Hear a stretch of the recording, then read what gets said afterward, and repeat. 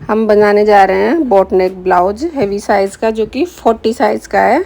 इसमें 40 साइज़ के ब्लाउज में हम इसकी लंबाई है हमारे 16 इंच, लेकिन हम इसको 1 इंच बढ़ा के और मार्जिन के साथ निशान लगाएंगे। तो हमने निशान लगाया 17 इंच पर। और इसका शोल्डर है 7.5 इंच, क्योंकि इसका 15 इंच शोल्डर है। इसमें जितना भी शोल्डर आता है हम उतना ही रखते हैं। तो हमारा 15 इंच शोल्डर का आधा 7.5 इंच हो गया। तो 7.5 इंच पे इस तरीके से निशान लगा लिया। निशान लगाने के बाद में इसकी आर्म होल है 7 इंच की, तो 7 इंच पे आर्म होल का निशान लगाएंगे। हमारे नॉर्मल ब्लाउज में जो आर्म होल होती है उससे थोड़ा सा इसमें ज़्यादा लेते हैं, 1 इंच। तो हमारी इसमें 7 इंच पे आर्म होल का निशान है। और सीना है इसका 14 इंच का। तो 10 इंच पे निशान लगाने के बाद में 2 इंच इसका हम एक्स्ट्रा मार्जिन के लिए निशान लगा लेंगे। और इस तरीके से जो हमने निशान लगाया उसको सीधा मिला लेंगे। ये हमारा मार्जिन का निशान और फिटिंग का निशान है, उसको भी हम इस तरीके से सीधा सीधा मिला लेंगे। ये देखिए, ये मिलाने के बाद में इन निशानों को हम नीचे तक सीधा कर लेंगे। और नीचे तक सीधा करने के बाद में इस तरीके से ये हमारा बैक के निशान रख के रेडी हो गए। उसके बाद में हम लगाएंगे इसका निशान 1 इंच का, जो कि इसमें हम वैसे नॉर्मल हम ब्लाउज में 1.5 इंच का देते हैं गोलाई, लेकिन इसमें जो बोट नेक और प्रिंस कट ब्लाउज होते हैं तो इनमें 1 इंच की लगती है। और नीचे से 2 इंच इस तरीके से नाप के और इसका कर्व शेप की सहायता से हम आर्म होल का शेप लगा देंगे। ये देखिए, जिस तरीके से आप देख रहे हैं वीडियो में उसी तरीके से इस तरीके से आराम से निशान लगा देंगे। और ये निशान लगाने के बाद में इसको थोड़ा सा आगे तक बढ़ा देंगे। उसके बाद में फिर हम जो नेक्स्ट निशान होगा वो होगा हमारा गले का। तो इसका क्या है, गला बोट नेक है तो थोड़ा मतलब डीप तो कम रहता है लेकिन चौड़ाई ज़्यादा रहती है गले की। तो इसका हम 4 से 4.5 इंच तक निशान लगा सकते हैं। इससे ज़्यादा निशान लगाने पर हमारे फिर कंधे में दिक्कत आती है, शोल्डर डाउन होने लगते हैं। और इसकी जो गहराई होती है गले की वो भी हम ज़्यादा से ज़्यादा 4 इंच रख सकते हैं। और अगर हमें ऐसा लगता है कि हमें ज़्यादा डीप नहीं चाहिए, बिल्कुल गले के चिपका हुआ गला चाहिए, तो उसमें हम 3.5 इंच 3 इंच ही रखते हैं। तो आधा इंच सिलाई में जाने के बाद में हमारा फिर 3 इंच का या 2.5 इंच का गला बच जाता है। ये देखिए, और इस तरीके से ये बोट नेक गला है तो इसमें इस तरीके से शेप लगाएंगे ताकि गला हमारा बोट के जैसे दिखे, जैसे हमारी नाव होती है बोट, तो उसी टाइप से इसका गले का शेप दिखेगा। ये देखिए, बिल्कुल आप देख रहे हो बोट के जैसा ही शेप बन के रेडी हुआ है। अब हम इसको इस तरीके से निशान लगाने के बाद में इसमें क्या है, जैसे गला बनाते हैं तो छोटे छोटी गलतियां करते हैं कि हम जो गले का निशान लगाते हैं उसको ज़्यादा गहरा कर देंगे या फिर राउंड शेप दे देते हैं, तो प्रॉपर वो शेप नहीं बैठता। इससे हमारा गला चिपका हुआ नहीं रहता, बिल्कुल उभरा हुआ रहता है, इधर उधर भगता रहता है। तो परफेक्ट फिटिंग के लिए हमें इसका गले का शेप अच्छा देना बहुत ज़रूरी है इस तरीके से। और ये हम नीचे टस्क लगा रहे हैं 5.5 इंच पे, जो कि हमारी उसकी लंबाई 5.5 इंच है और 5 इंच की चौड़ाई पर लगता है 1 इंच का वो। उसके बाद में ये हमारा बैक पार्ट, इसमें सारे निशान लग के रेडी हो चुके हैं। तो अब हम इसकी कटिंग कर लेंगे। इसकी कटिंग करने के बाद में इस तरीके से इसकी कटिंग हो जाएगी हमारे। तो कटिंग होने के बाद में हम इसी पार्ट को फ्रंट के लिए यूज़ करेंगे। इसको उठा के जैसे हमने कटिंग करी है उसी तरीके से इस पार्ट को उठा के और आगे की तरफ जो हम फ्रंट का पार्ट कट करेंगे उसी पर रख देंगे। इस तरीके से इसकी कटिंग हो गई हमारी बैक पार्ट की। बोट नेक में बहुत लोग हैं जो छोटी छोटी गलतियां करते हैं, तो उसकी वजह से इसमें फिनिशिंग नहीं आती। इसमें मेन फिनिशिंग होती है गले की। गले के अलावा इतना कहीं भी कुछ फिनिशिंग जैसा नहीं है, बाकी सेम कटिंग है, लेकिन गले में इसकी अच्छी सी फिनिशिंग आनी बहुत ज़रूरी है। इस तरीके से इसे हम उठा के रखेंगे और जहाँ जहाँ ये इसके मतलब पार्ट बन रहे हैं उसी पे हम ड्रॉ कर लेंगे। इस टाइप से इसको ये निशान लगा लेंगे। जहाँ जहाँ फिर हमें मार्जिन देना है वो हम बाद में देंगे, पहले हम जो बैक पार्ट है उसी की तरीके से सेम इस पे निशान लगा लेंगे, आर्म होल का, नीचे साइड का और सब जगह का लंबाई का। इस तरीके से ये हमारे हमने बैक पार्ट की सहायता से फ्रंट पार्ट के निशान लगा लिए। अब हम इसमें प्रिंस कट का शेप लगाएंगे और जो हमें कपड़ा मार्जिन के लिए रखना है, जैसे आधा इंच नीचे से रखना है, जहाँ से भी रखना है वो हम बाद में रखेंगे। तो पहले हम आर्म होल का शेप तैयार कर लेंगे और गले का शेप तैयार कर लेंगे। इस तरीके से जैसे पीछे गला बनाया था उसी टाइप से आगे गला बना लेंगे। आगे का गला बनाने के बाद में इस तरीके से ये देखिए जैसे पीछे हमने कर्व शेप रख के गला बनाया था उसी टाइप से आगे हम इसको रख के और गला ड्रॉ कर लेंगे। उसके बाद में इसकी लंबाई नापेंगे हम ऊपर से और चौड़ाई नाप के देख लेंगे कि हमारा सेम आ रहा है ऊपर नीचे से। उसके बाद हम नीचे की तरफ आधा इंच जैसा मार्जिन रखेंगे और जो हमारी 17 इंच लंबाई है तो उसको हम 18 इंच पे निशान लगाएंगे। इस तरीके से आधा 1 इंच मार्जिन रखने के बाद में इसको सीधा कर लेंगे निशान को। ये देखिए बिल्कुल इस तरीके से स्केल से इसको सीधा कर लिया। ये हमारा नीचे का निशान हो गया और इसकी लंबाई का पार्ट हो गया। और फिर उसके बाद में हम साइड में जो हमने निशान लगाए फिटिंग के उसमें भी हम आधा से 1 इंच का मार्जिन देके और इसको प्रॉपर इस तरीके से शेप ड्रॉ कर लेंगे। ये देखिए जिस टाइप से आप देख रहे हो उसी तरीके से हमने आर्म होल का भी शेप बना लिया है।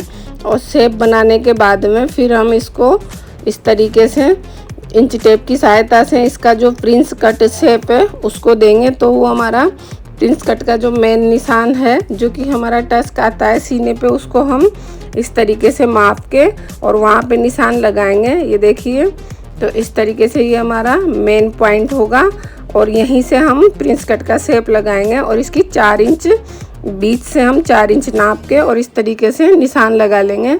निशान लगाने के बाद में ये इसको गहरा कर लेंगे निशान को। फिर हम नीचे लगाएंगे 3.5 इंच पे। इस तरीके से 3.5 इंच पे नीचे निशान लगाने के बाद में जो हमारा इसका जो सल है उसकी कटिंग करेंगे प्रिंस कट की। तो वो होगा हमारा 2.5 से 3 इंच का होता है।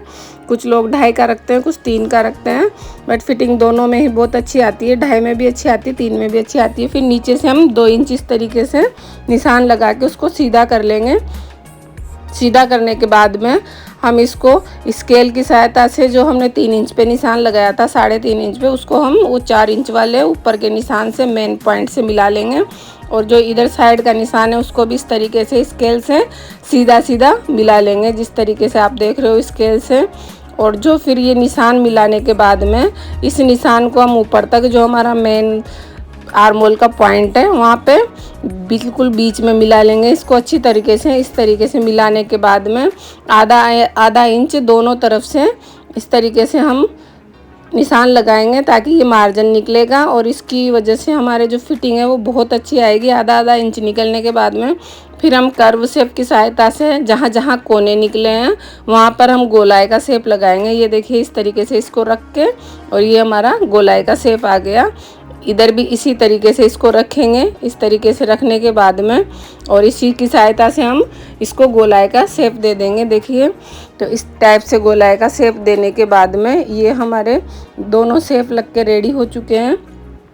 ये हमारा बीच का शेप होगा। इसको भी इस तरीके से हल्के हाथ से गोल कर देंगे।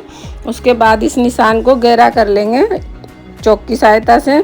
गहरा करने के बाद में ये देखिए हमारे सारे निशान फ्रंट पार्ट के भी लग के रेडी हो चुके हैं। उसके बाद हम करेंगे फिर इसकी कटिंग और आधा इंच जैसा हम ऊपर से पीछे की तरफ से इस तरीके से निशान लगाएंगे। आधा से 1.25 इंच का ये निशान होता है, 1 इंच का भी लग जाता है, 1.25 इंच का भी। ये बॉडी के ऊपर डिपेंड करता है कि जो हमारा कस्टमर है उसकी बॉडी कैसी है।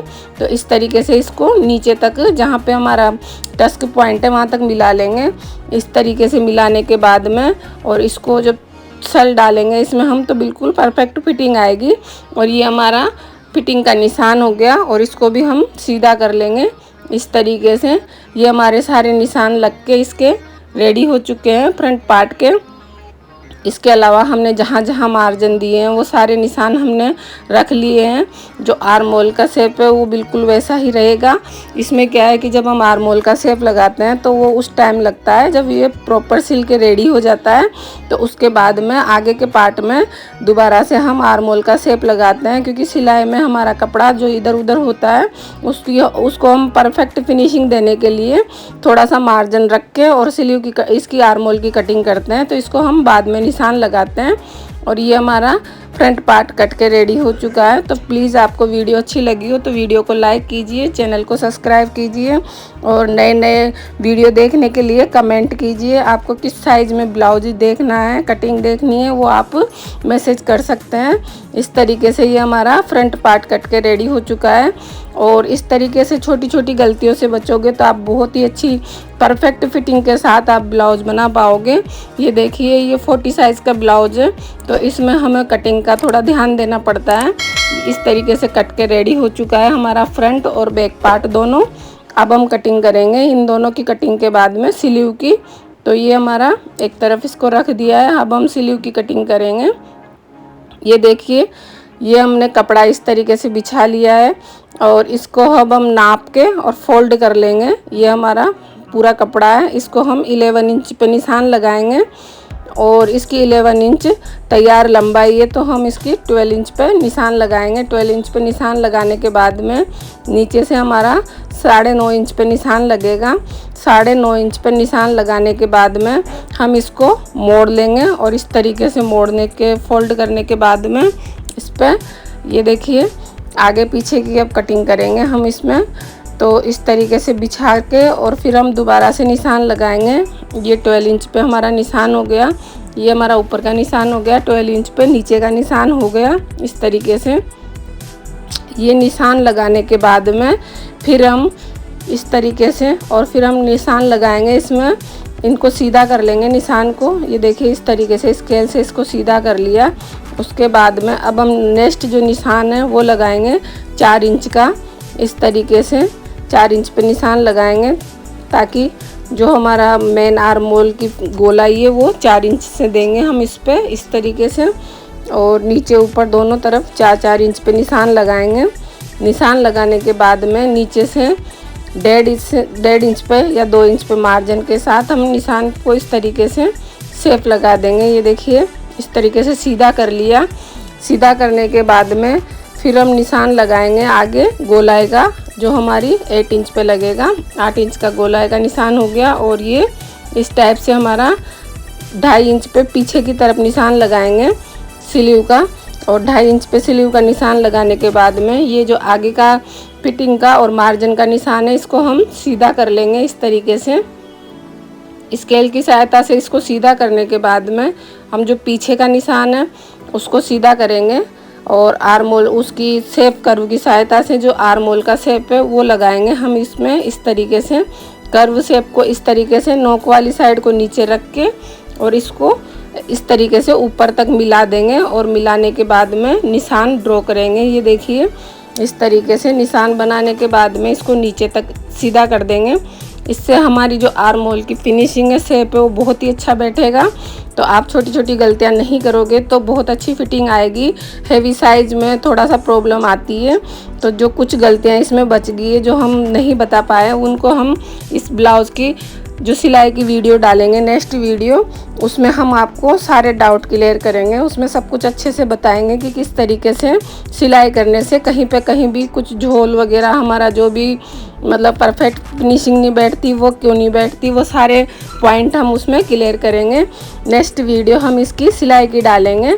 ये हमारी स्लीव कट के रेडी हो चुकी है और इसी पे 3 इंच नीचे से नापने के बाद में आधा इंच का इस तरीके से हम ये शेप लगा के और जो हमारी आगे से जो पत्ती बनती है हल्की सी, तो इस टाइप से इसको ड्रॉ कर लेंगे। इसमें हमारा आधा इंच की जैसी होती है ये, और इसको गहरा करके इसको जब हम सिलाई कर लेते हैं उसके बाद में कटिंग करते हैं। नहीं तो कई बार गलती हो जाती है कि उल्टा सीधा भी ये निशान लग जाता है और कभी कभी ऐसा हो जाता है कि एक ही साइड दोनों निशान कट हो जाते हैं। तो इस तरीके से इसको लगा के छोड़ दिया, जब हम सिलाई करेंगे तब इस निशान को कट कर लेंगे। और फिर ये हमारा अस्तर कट के रेडी हो चुका है। अब हम इसको मेन फैब्रिक पर कटिंग करेंगे।